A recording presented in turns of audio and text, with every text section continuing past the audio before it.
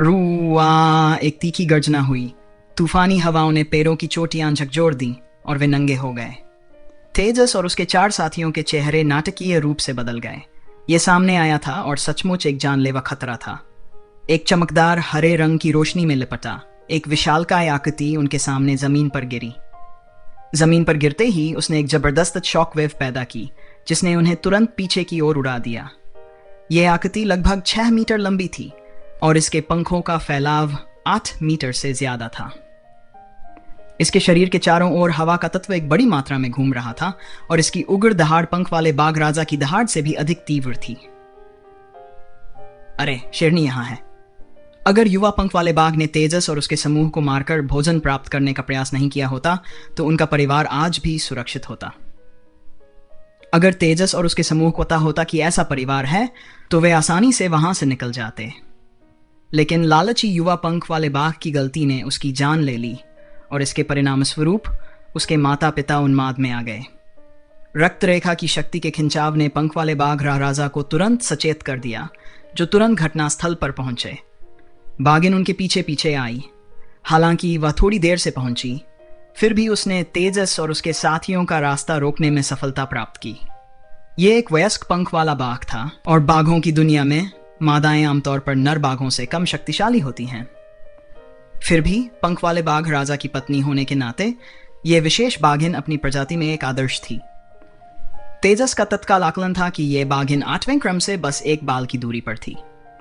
दूसरे शब्दों में वह 7वें क्रम के शिखर पर थी और अविश्वसनीय रूप से शक्तिशाली थी।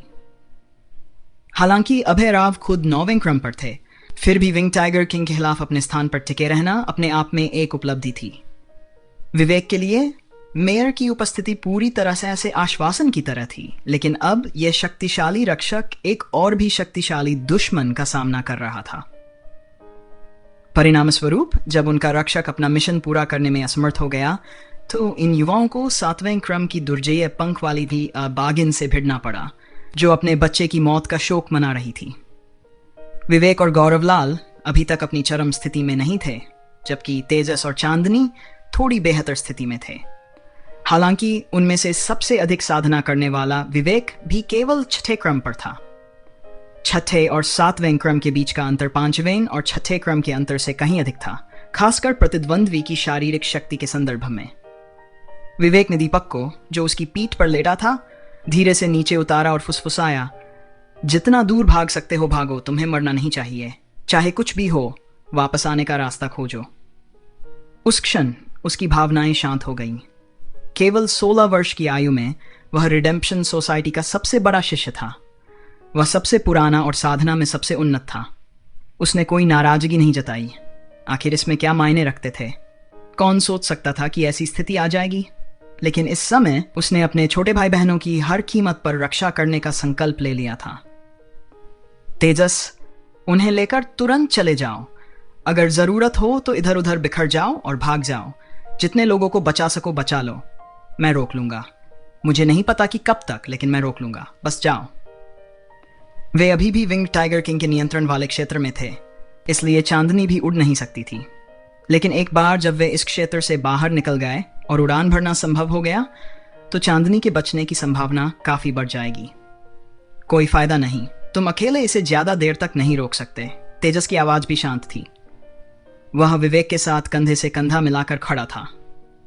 बड़े भाई, मैंने ही सुझाव दिया था कि हम प्रशिक्षण के लिए यहां आए। हमें मिलकर दुश्मन का सामना करना चाहिए। तेजस केवल 9 साल का था, लेकिन उसके साथ खड़े होने पर उसकी हिम्मत और आत्मविश्वास किसी भी बड़े योद्धा से कम नहीं लग रहे थे। विवेक से काफी छोटा होने के बावजूद उसका साहस और दृढ़ता स्पष्ट था। क्या हम 7वें क्रम के पंख वाले बाघ को निशाना नहीं बना रहे थे? लक्ष्य तो हमारे सामने ही है, तो भागना क्यों? चलो अब खत्म कर देते हैं। गौरवलाल, जो तेजस के दूसरी ओर खड़े थे, ने संघर्ष की तैयारी दिखाते हुए कहा। वे तीनों एक अवतल रेखा बना रहे थे, तैयार थे। तेजस ने चांदनी और दीपक की ओर देखा। तुम दोनों का रुकना अब कोई फायदा नहीं है। जाओ अब। उसने 7वें क्रम के शिखर वाले पंख वाले बाघ को हराने की कोई गारंटी नहीं दी, भले ही उसने अपनी सारी शक्तियों का उपयोग किया हो। आखिरकार भले ही वह खुद 5वें क्रम पर था, यह सिर्फ 5वां क्रम था। मैं नहीं जाऊंगी, चांदनी ने जिद्दी स्वर में कहा और उन तीनों की ओर देखा, लेकिन जाने का कोई इरादा नहीं दिखाया। शब्दों की बर्बादी बंद करो, चलो। क्या वह अकेले इतनी दूर तक जा सकता है? विवेक ने अचानक पलटकर गुस्से में कहा। उसकी आवाज में स्पष्ट चिंता और नाराजगी थी। इस बीच विशाल पंख वाली बाघिन एक चमकदार हरे प्रकाश से घिरी हुई थी, जो चारों ओर के अंधकार को दूर कर रही थी।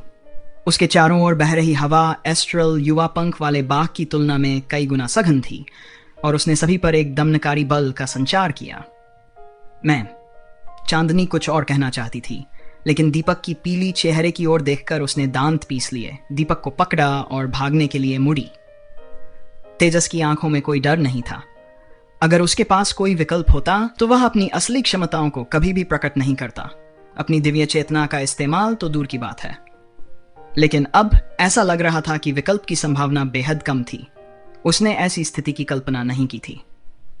अभय राव भी उनकी रक्षा नहीं कर सकते थे, भले ही वह 9वें क्रम के थे। योजनाएं अक्सर बदल जाती हैं। अब सिर्फ अपने तुरूप के पत्ते को प्रकट करके ही वह सभी के अस्तित्व को सुनिश्चित कर सकता था। लेकिन उसे दिल में तसल्ली थी, उसने लोगों को गलत नहीं समझा था, है ना?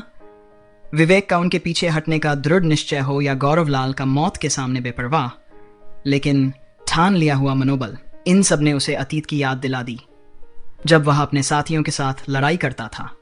वे सभी भरोसेमंद हैं। तेजस की आंखों में एक हल्की सी सफेद रोशनी चमकने लगी। उसने धीरे से कहा, बड़े भाई, भाई गौरवलाल, मेरी मदद करो, आइस स्पीयर। तेजस के शब्दों का बिना किसी हिचकिचाहट के जवाब देते हुए विवेक ने अपने दाहिने हाथ से शून्य को पकड़ा। इससे हवा में बर्फ की मौलिक ऊर्जा तेजी से संघनित हो गई।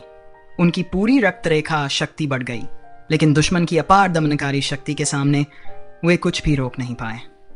बर्फ का भाला हवा में प्रकट हुआ और एक तीखी चीख के साथ सीधे बागिन की ओर उछला। तेजस ने अपने पैरों से जमीन पर थपथपाया और एक साथ उछलकर भाले पर चढ़ गया। भाले पर सवार होकर वह सीधे बागिन की ओर बढ़ा। विवेक और गौरवलाल बिना रुके काम कर रहे थे। जैसे ही बर्फ का भाला तेजस को ले गया, वे भी उसके पीछे पीछे आगे बढ़ते गए। हालांकि वे नहीं जानते थे कि तेजस का क्या योजना है, लेकिन ऐसे संकट के समय वे अपना सर्वश्रेष्ठ देने को तत्पर थे। तेजस ने पवन भेड़िया परिवर्तन की रक्तरेखा छाप का उपयोग नहीं किया।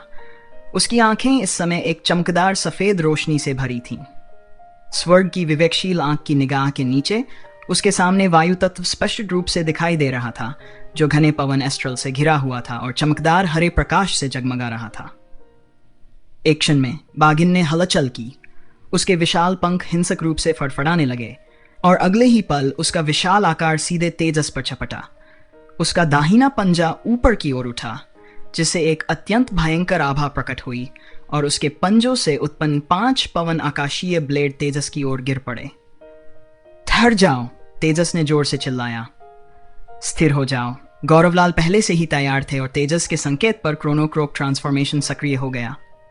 क्रोनोक्रोक ट्रांसफॉर्मेशन का नियंत्रण शक्तिशाली था, यहां तक कि उच्च क्रम के विरोधियों का सामना करते समय भी।